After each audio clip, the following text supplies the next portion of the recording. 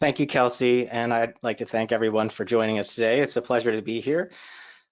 We will be discussing methylation and choline and discussing reasons to consider choline supplementation in certain individuals and things that can help guide that decision-making process.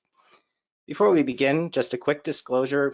We are paid medical advisors for Pure Encapsulations. We have no other conflicts of interest, and our opinions do not necessarily represent those of the company. We're going to be focusing on 3 areas of health today: pregnancy outcomes, cognitive function, and liver health, because these are the 3 benefits of choline in human nutrition. Choline is critical mainly because it provides methyl groups, and methyl groups drive methylation reactions.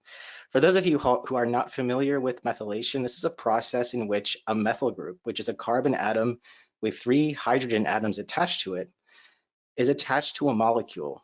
So what does this really mean? It simply means that one molecule is converted to another, and that molecule that's created through methylation is either a compound that the body needs or a compound that the body doesn't want, and the methylation process allows it to leave the body more easily. So it plays many different roles in human physiology and health. We're going to be talking about some of those roles today with a special focus on choline.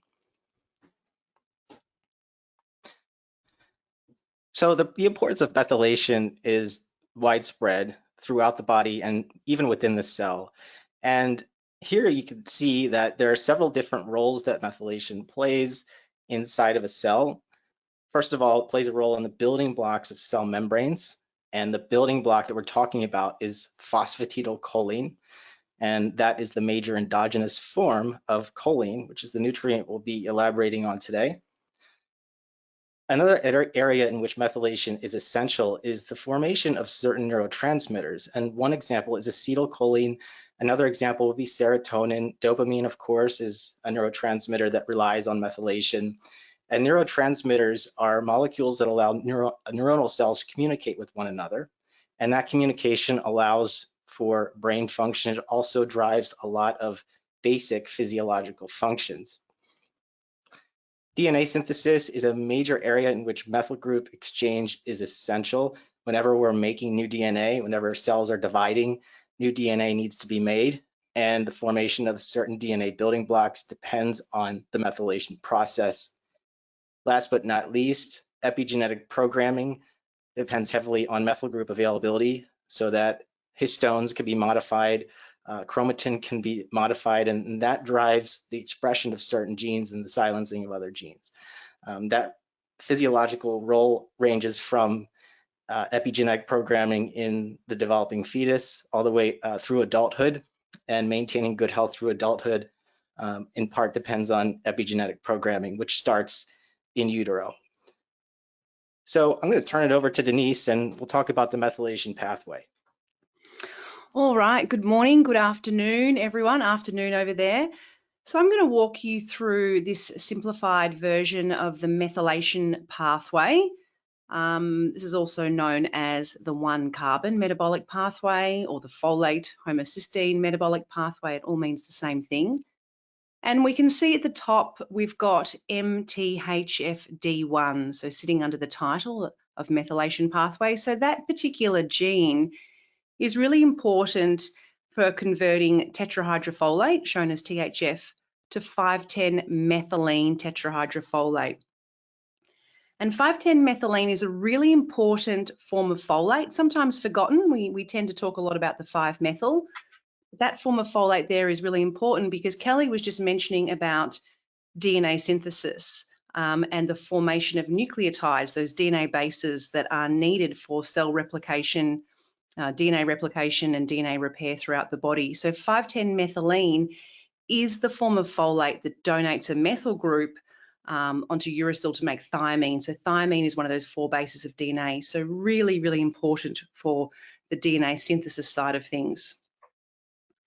Alternatively though, 5,10-methylene, if it doesn't go off to support DNA synthesis, it can be pulled down by MTHFR, which I'm sure most of you have heard about.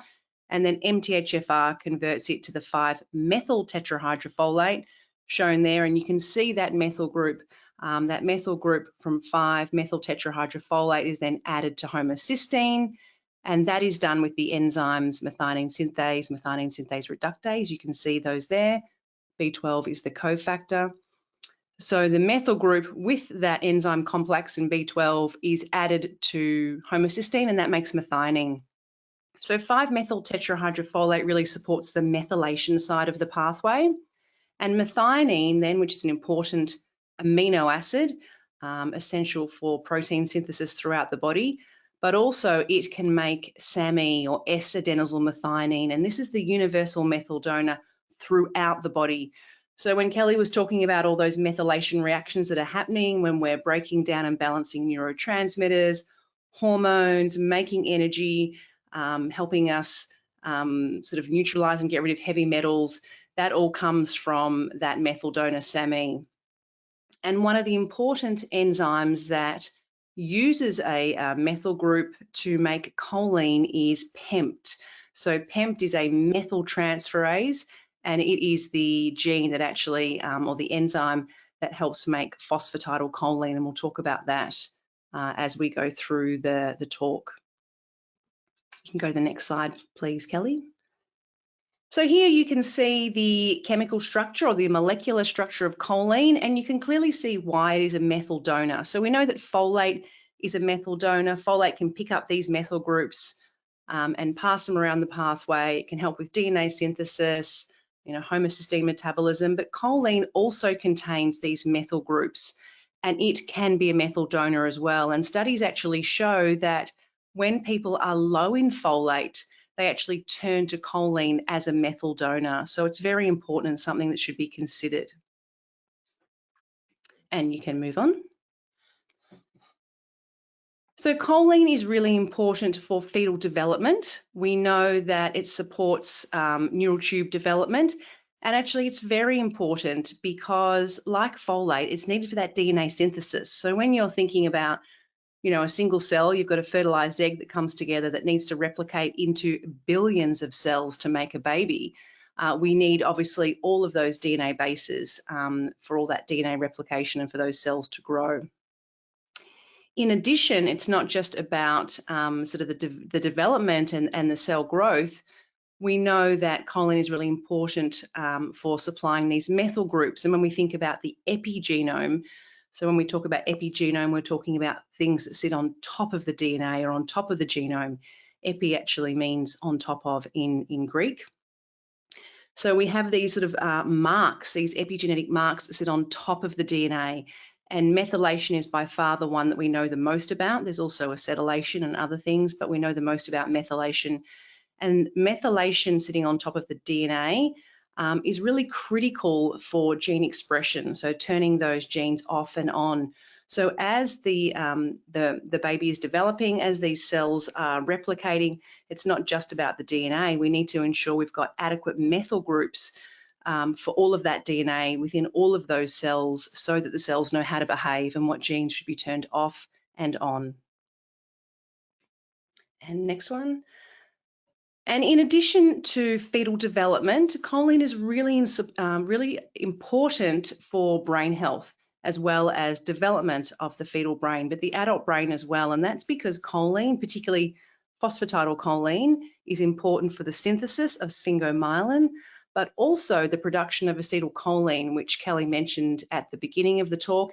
And acetylcholine is a really important neurotransmitter that is needed to support learning and memory.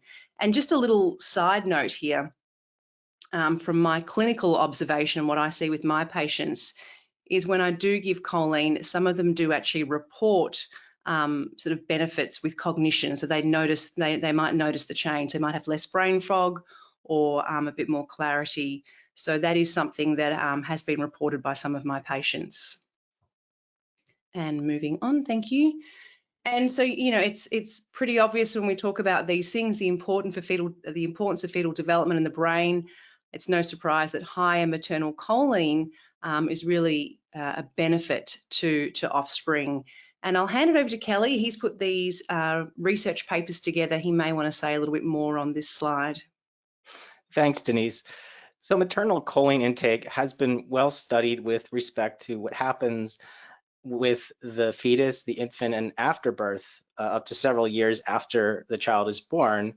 And the benefits of choline range from visual memory, focus, problem solving, attentional development, to novelty preference scores improving, and concentration, as well as social connection in children being better when mothers consumed more choline. So the totality of evidence unequivocally supports the importance of choline adequacy during pregnancy. Here's a randomized controlled trial that involved 26 women entering their third trimester, and they were given two different doses of choline. They were given 100 milligrams or 550 milligrams in addition to a dietary amount of 380 milligrams of dietary choline through delivery. And the researchers measured infant information processing speed as well as visual spatial memory at 4, 7, 10, and 13 months of age. And the infant's mean reaction time was significantly faster if they were born to mothers in the higher choline group. So the processing speed of the infants was dramatically enhanced if maternal choline was higher. So that's just one of several examples of systematic controlled trials that demonstrate that higher level of choline intake during pregnancy results in improved cognitive parameters in the children born to those mothers. Here's another interesting study looking at maternal choline intake. These individuals were given choline as well. This was after a 12-week intervention in mothers, and they measured plasma cortisol levels. They looked at cortisol in the venous cord blood of the fetus, and they found that cortisol was a 33% reduction in the levels of that hormone. And it's not shown here, but they also looked at methyltransferase activity and other measurements of methylation competence, which were also improved by the higher choline intake. And the researchers suggested that because we know that the HPA axis, the hypothalamic pituitary axis, which drives cortisol production and responds to stress, is heavily influenced by epigenetic marks in the fetus and the placenta, that the choline intake affected that programming and affected the development of the HPA axis. So it's a very interesting area of research. So going back to some of the things we mentioned very early in the introduction to the talk, who will need more choline and who can get away with not looking closely at choline intake. This is a great example of where personalized nutrition can be extremely useful. If you have a patient with any of these 5 features, these are good reasons to suspect that choline intake should be assessed. Poor concentration is one example, disorientation, memory problems. These are mainly central nervous system oriented features. Confusion. Number 5 is different. This is hepatic function. So lipid metabolism in the liver is one of the main roles of choline. And if you are measuring not lipid, but if you're looking at liver function tests, that's just one other way of assessing choline status when you're dealing with liver function. But I would take a moment to just sort of take in these 5 signs where you really want to look closely at choline intake if someone comes to you with any of these complaints. We'll talk about some of the other factors that you should consider to guide you through that process, looking at genetics, for example, and looking at hormone levels. First, just to elaborate a little bit on the importance of choline in liver function, triglyceride accumulation in the liver is one of the major signs of not getting enough choline. So much so that researchers use choline restriction as a way of emulating certain liver dysfunctions in experimental models. So it's extremely well documented that there is a direct relationship here. So liver function tests, again, something that you probably run regularly if you're a physician in a general practice or you do a lot of routine screening. That's just one other thing to look at, since choline intake is just one area of assessment. Looking at choline in the blood can be difficult, not widely available, but you can easily do a liver function test. So how much choline do we really need? Here are the adequate intakes that were issued by the IOM. That is the board that establishes what is considered to be adequate or recommended intakes. And adult men require 550 milligrams, adult women require 425 milligrams per day. And during pregnancy and lactation, these recommendations are modified. There is an enhanced need for choline during pregnancy and lactation, mainly because of the demands of the fetus, as well as the demands of creating breast milk. So unfortunately, most people do not meet these adequate intakes. Only 10.8% of Americans over the age of 2 meet these choline requirements. So children and teens, they definitely fall short, but so do adults. If you look at this, most average intakes fall between 65 and 73% of the adequate intake level. So clearly, most of us are not getting enough choline. So I'll have Denise elaborate a little bit more here on when to pay attention to choline status.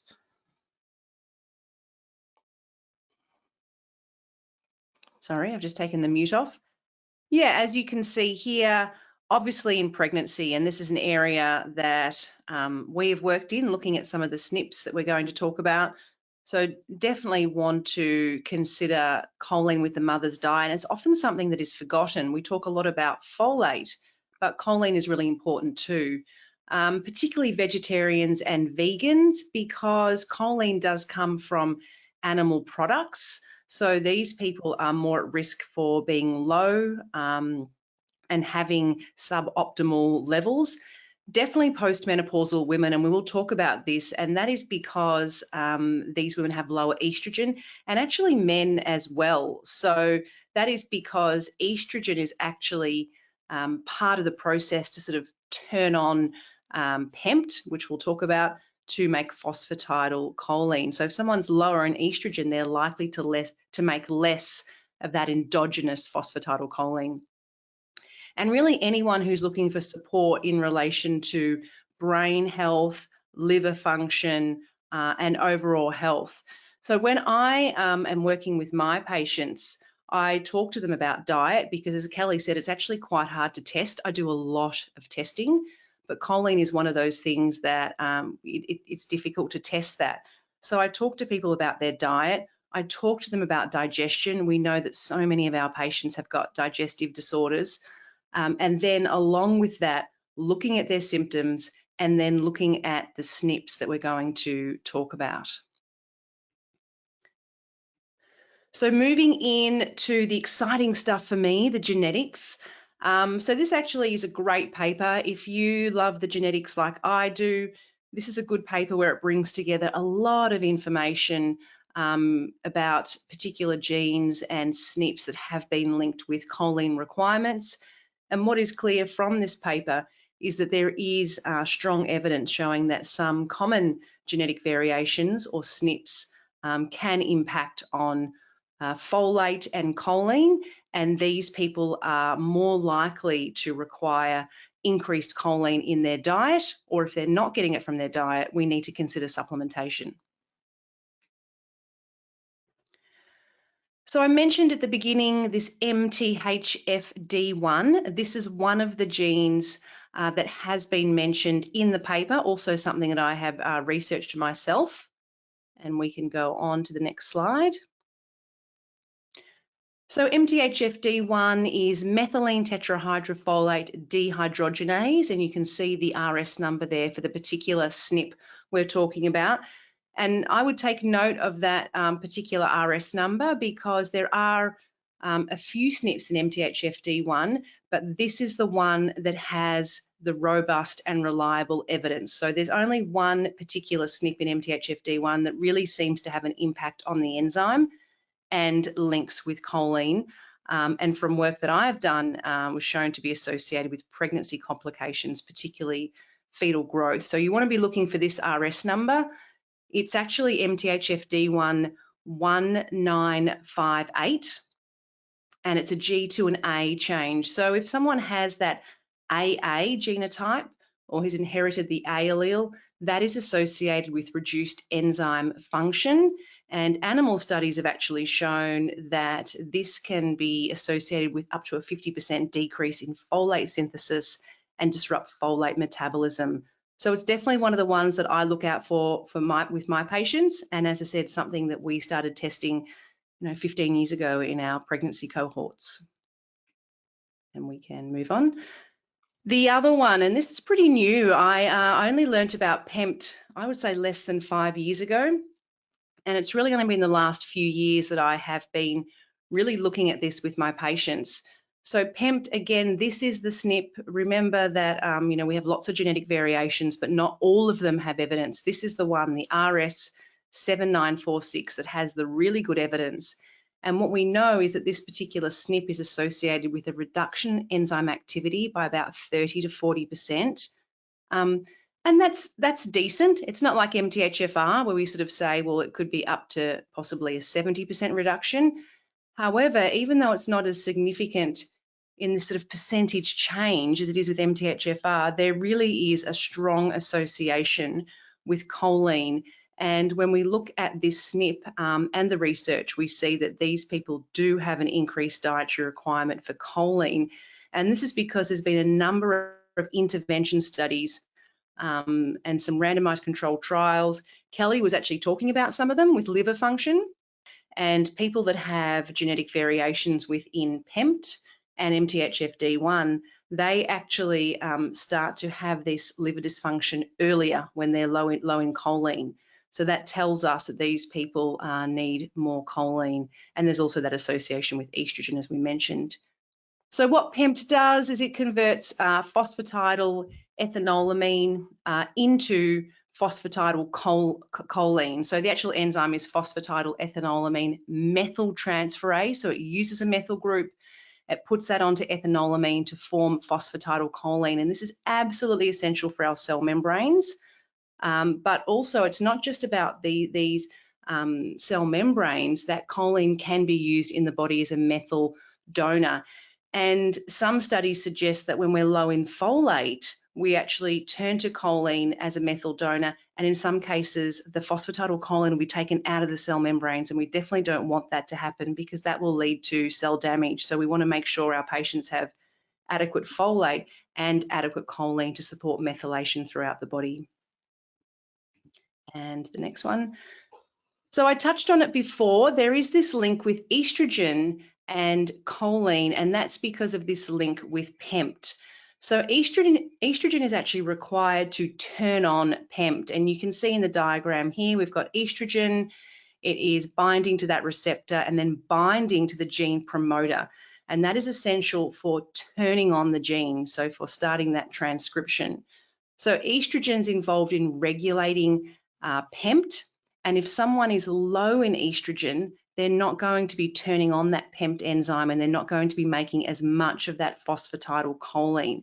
So when we're looking at our patient's history and thinking about focusing on certain dietary requirements or supplements, we want to be thinking about the genes, their dietary intake, their gut health, and what are their estrogen levels. Because as I said earlier, if it's a male or a postmenopausal woman, and this is sort of backed with research as well, these people, along with these SNPs, are shown to require more choline from the diet to receive those healthy levels and support liver function. Moving on. So I'm going to summarize here, if you don't mind, Denise, and talk Yeah, about go for what we just went over, and this is simply to serve as a summary for all of you. I'm not going to go through this in detail. Many of you have seen this before. This is the methylation pathway. Often practitioners find this to be overwhelming, a little bit confusing, depending on who you ask and what kinds of lectures you go to. You might see different versions of this. So I created this version of it so that it's super simple, and I hope that you feel the same. We are focusing on choline in this talk, but obviously, vitamin B12 and folate play an important role here. So you also want to optimize levels of those nutrients if you are dealing with someone where choline might be a concern. So hopefully you find this to be a useful reference. Let's go back to adequate intake and what you need to do to achieve it. Many of us are trying to eat healthier diets. You're probably telling your patients to focus more on a plant-based dietary pattern. But if you are eliminating a lot of animal products, eggs, dairy products, you're also eliminating a lot of choline. So the graph you see here, this is from myfooddata.com. The URL is on the bottom of your screen. This is a great resource to direct patients to if you want to tell them what foods are high in certain nutrients. It's very, very easy to navigate and get information that you can apply, when you're shopping for food. So beef liver, obviously, you're not telling your patients to eat a lot of that.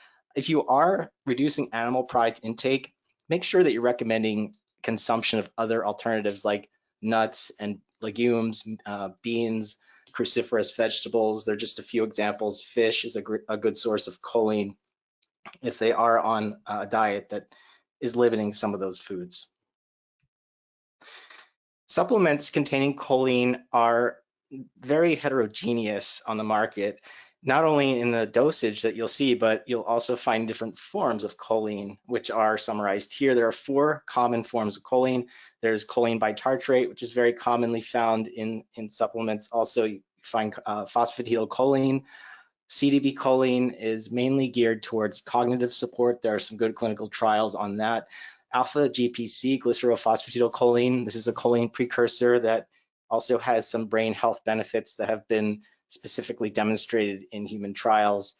You really can't go wrong with any of these. Phosphatidylcholine, however, is the main form that is in the body. It's also a major form in naturally occurring food sources. So whenever you consume animal products, for example, you're consuming cell membranes. So that's mainly why they're so high in choline. You're eating the membranes from the muscle cells if you're eating a piece of chicken or steak. So phosphatidylcholine is a naturally occurring form that's well absorbed and assimilated. But just to put these in front of you, my intention is not to compare them. There's no good comparative bioavailability research on these to the very best of my knowledge. You can't make a bad decision, but phosphatidylcholine is very simple. We know that it's effective. There are human clinical trials on it, and it is the major form that the body uses and stores. Before we get to questions, I just wanted to summarize a few of the things we went over. First, choline is essential for methylation, which plays important roles in human health. Protocols that are aimed at cognitive function, liver health, or pregnancy outcomes should always consider choline as a foundational nutrient. Anyone with low estrogen levels or polymorphisms in the PEMT or MTHFDI genes should consider increasing dietary intake. And nutritional augmentation should always start with diet. Diet will provide choline in sufficient doses most of the time. If you choose the right foods, you probably won't need a supplement, but as we know, that can be difficult in individuals who are trying to eat a plant-based diet, as I mentioned. Pure Encapsulations is proud to announce this new product, phosphatidylcholine. This is a sunflower-derived product. It's not a soy-derived phosphatidylcholine, which is commonly found in supplements. And this is a great product if you want to consider a supplement that's clean, that meets the purity standards that Pure is proud of, and that you can provide something that will address some of these polymorphisms that we talked about. And if you're interested in genetic testing and finding out which patients can benefit from higher choline intake, Pure Genomics is a complementary nutrigenetic testing service that will allow you free of charge to evaluate as many patients as you like and get these brand new reports that we just refreshed, and they're available now. If you go to puregenomics.com, you can get started right away. Let us know if you have questions on that. We'll be happy to help. So thank you very much for your attendance today, and let's get to questions.